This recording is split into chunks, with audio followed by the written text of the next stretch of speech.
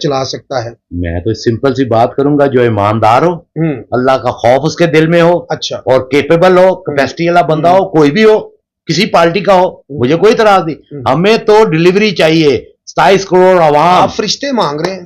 فرشتے بھائی میرے کیوں نہیں یار. اچھا پھر میری بات آپ سنیں. فرشتے مانگ رہے بھائی ہیں؟ جان یہ پاکستان یہ اس نقشے پہ 100-150 جو ممالک ہیں ان میں فرشتے رہتے ہیں.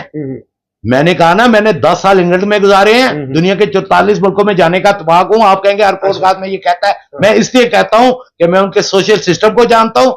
وہاں پہ بھی کرپشن ہے.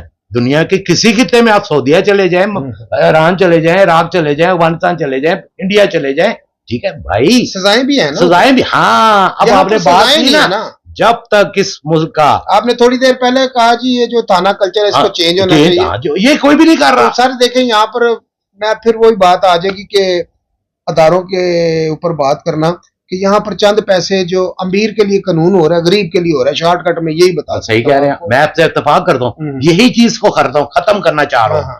اسی طریقے انصاف کا یہی منشور تھا بھائی جان.